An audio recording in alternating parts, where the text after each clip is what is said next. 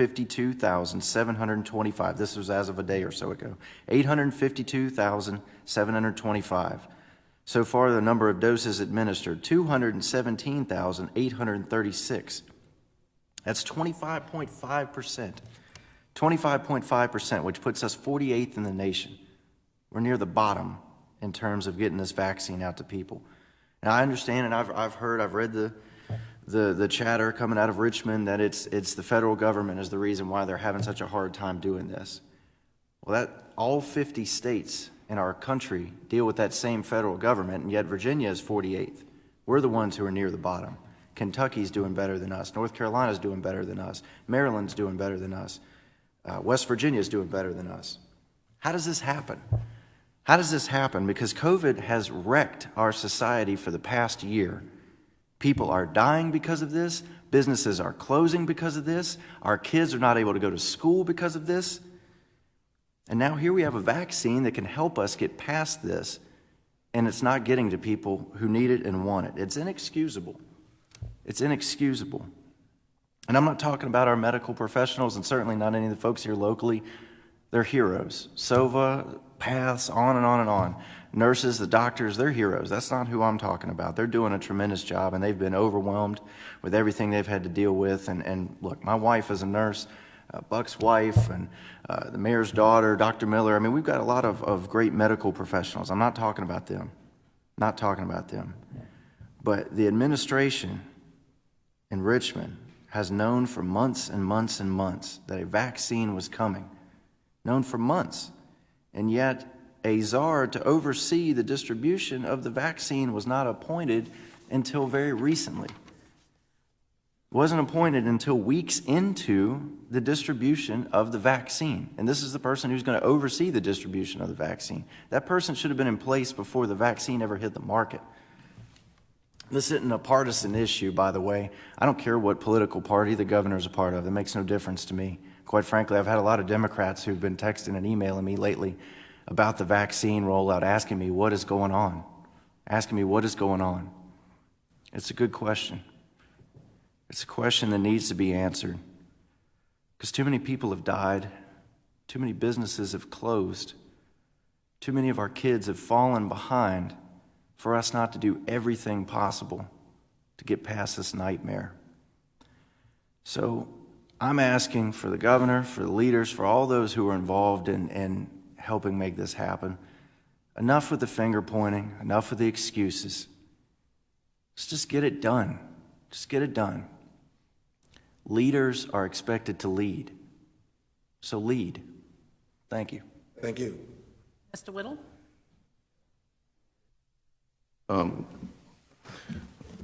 stoplight at Southwick and South Main went through pretty quickly, though. It still has not been installed, no. Thank you. That's all I have, Mayor. Thank you. Mr. Buckner? Yeah, just to touch on what I've been touching on the past few meetings, I strongly encourage everyone to take this vaccine. Fortunately, I was able to get my first round last week, and I guess that's not really a good thing. I guess that kind of tells my health, which is not really a great thing. But anyway, it's a very simple, very, very easy, very painless procedure. I've had more discomfort from a flu shot than I did from this. I had mine, it took every bit of 5 minutes to fill out the paperwork, to fill out the card, to get the shot, and back out the door. So I really strongly encourage everyone, as you saw, as City Manager Larkin commented earlier, there's a clinic coming up where they're going to start vaccines for age 65 and over. If you fall in that age range, please, please, please go out and get that vaccine. It's so simple, it just makes no sense for people not to take it. I hope to God nobody ever gets affected by this. Unfortunately, a lot of folks have already been affected by it. But I think if you take this vaccine, I'm no medical professional by any means, but I do know how easy it was, and I do know what the statistics say, and the odds are in your favor if you take this vaccine.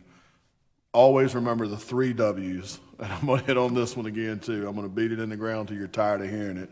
But wait 6 feet apart, wash your hands often, and always wear your mask. That's all for tonight. Thank you, Mayor. Thank you. Nothing tonight. Mr. Hood?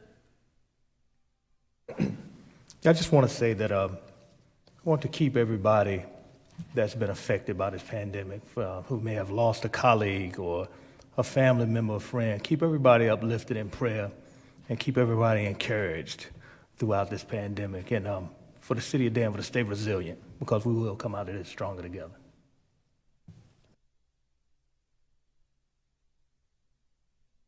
Thank you.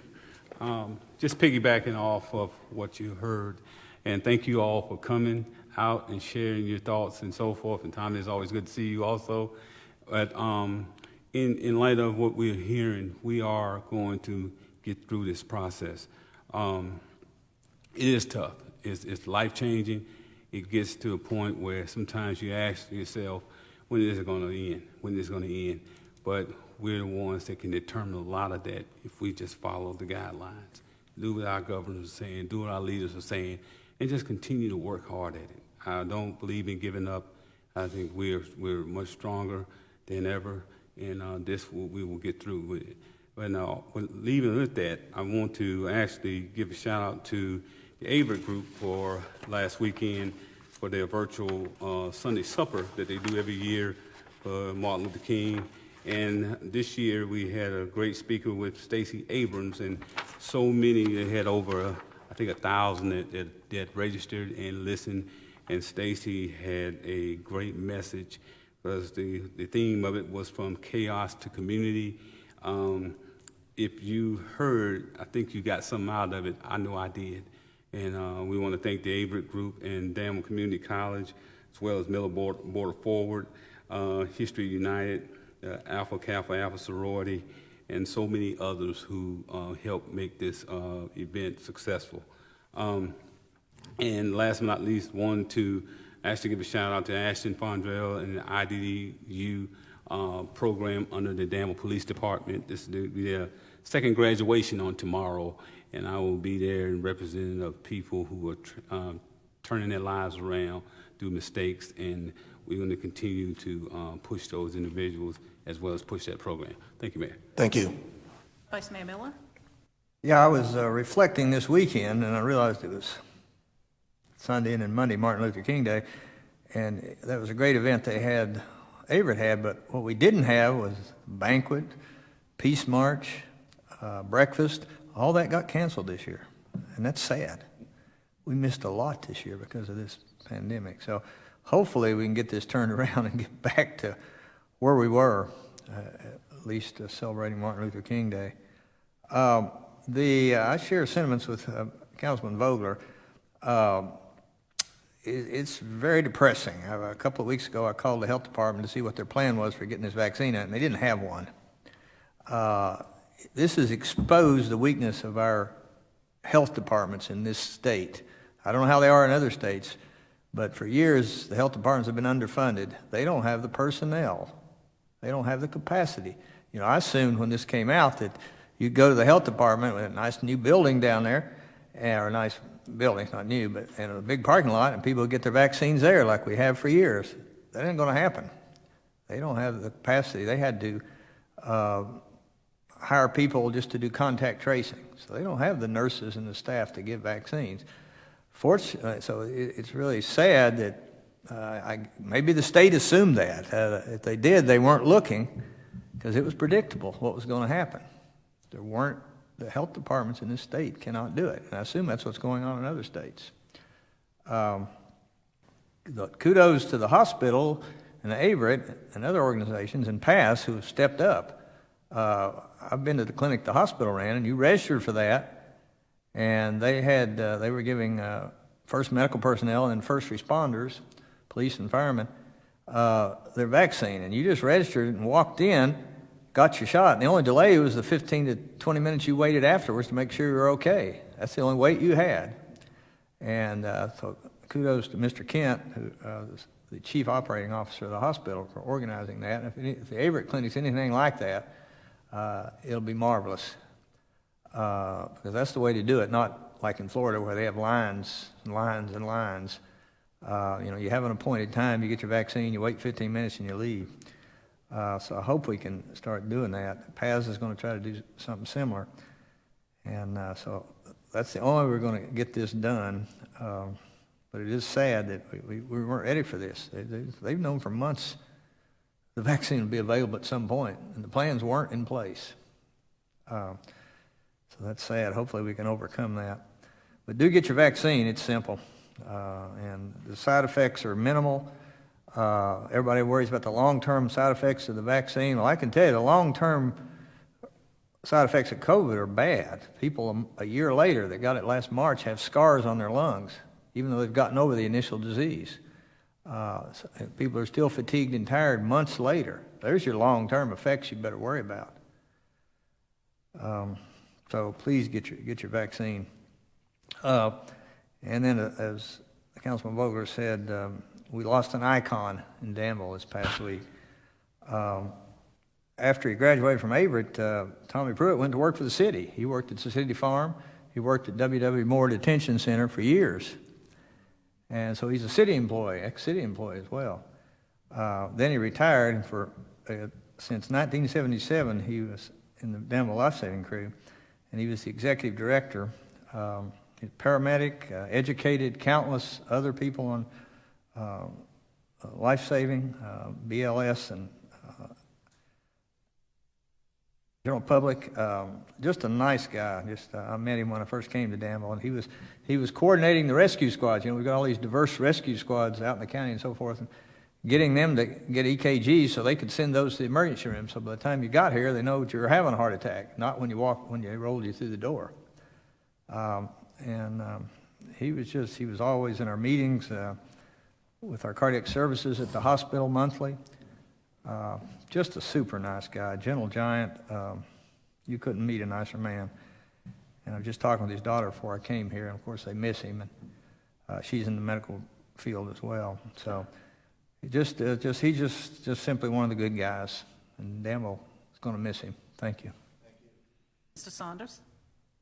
Thank you very much. Let me say a special thank you to all of those who participated in some way for Dr. King's holiday, a day on, not a day off. I tell you, that man did so much for this country, and his dream is still going on today. A lot of folks have been blessed by him. I know I have. So special thanks for all those who remembered and for those who participated. Before I ask the manager about a question about transportation to sites where COVID may be given for city residents, let me just say this. A lot of attention, as we all know, is focused on COVID. And people have a lot of questions, they have a lot of anxieties, and they have a lot of concerns, same thing. A lot of people are being overwhelmed with information in terms of where can I go, how do I get it. I hear there are appointments, but when I call, I don't get an answer. I've been calling for 3 days and I can't get anyone to answer the phone. Well, busy times, a lot of people are concerned. I did visit one local place today and told the individual that I've been getting a lot of calls about people being called in the office and they can't get an appointment. And the person said, I know it's been happening for a long time. I am the only person here assigned to answer the phone. So we tell people to call, but the organization has one person answer all the calls. So hopefully the state, federal government, someone can make more people available to help answer those telephone calls. So special thanks to the health department, to PATH, and to all the organizations that are serving people. At one time, we didn't know when it was going to come in, the serum, the vaccine. And Dr. Miller talked about how it's going in Sober. I think that's great. Thank you, PATH, as well as all other organizations. Mr. Manager, I'm hearing talk about possibly a site and people getting the shot at Averett Convocation Center. And I'm just wondering, do our city buses go out there if that happens? People needing transportation, do our city buses go to take them out there? Good thing Mark Edelman is here, our Director of Transportation. He's shaking his head saying, yes, the buses do go out to the Averett North Campus. The good thing also about the way that it's being structured, and Dr. Miller referenced it earlier, you can sign up for a specific period of time. So you go a couple of days in advance, you pick your time. It gives you a little time to arrange transportation, make sure you know what the fixed bus route schedule is, and if there's a bus available for you to take the fixed bus route. But you can also, I think, still even sign up for Reserve a Ride on Saturdays too. Is that correct? So if you're looking for transportation, certainly try to get a friend. If you don't have it yourself, Reserve a Ride is always an option.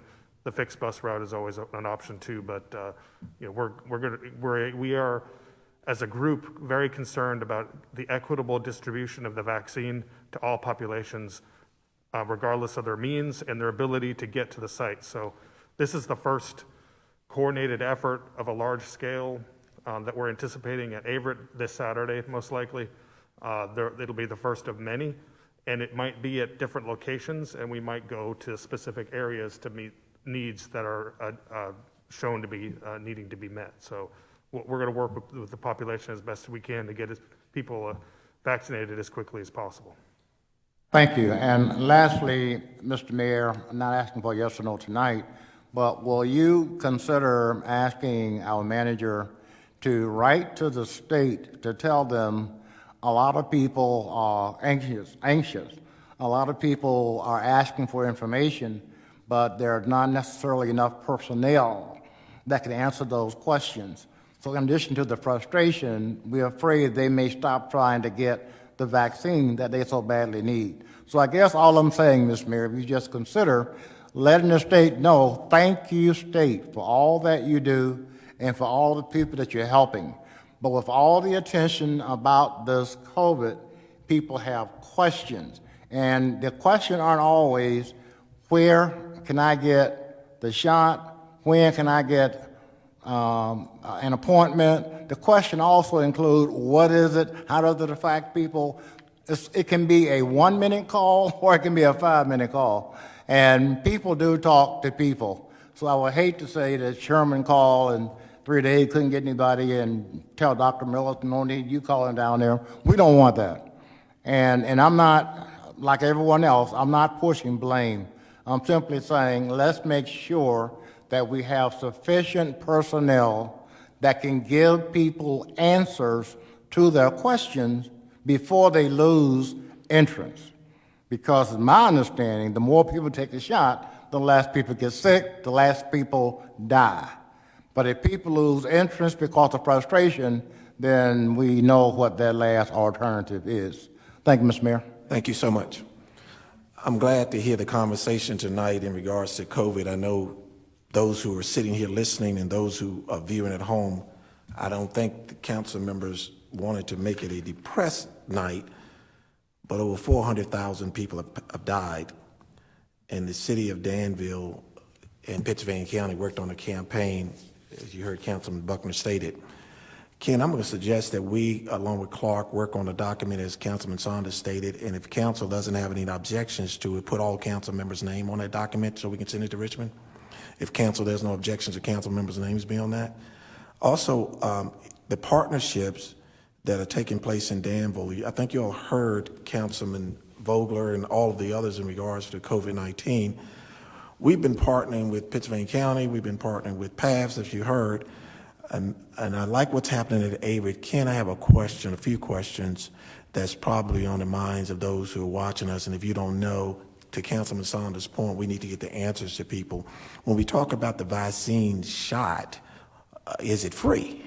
Or do they have to have their insurance card? Or I'm sure people are sitting at home saying, okay, what does it cost me? So it will be free. They may ask for insurance information just to send it to whoever they need to send it to, but it is being offered for free. So I just want to make sure, because sometimes we speed right through this, and I've been told that especially me, I go too fast. So number one, this weekend, as the city manager stated, more information is going to be coming out, but it's free. The second part about it is I've received those calls as well. I passed them on to the city manager and deputy city manager in regards to those calls and people not being able to get through. Transportation in regards to the bus, if you heard it, I want the city manager to mention it again about reserve a ride, because several people called and stated that why wasn't it at the community market because they don't have transportations. Those are the calls I was getting today. So city manager's gonna go over this one more time about the reserve a ride.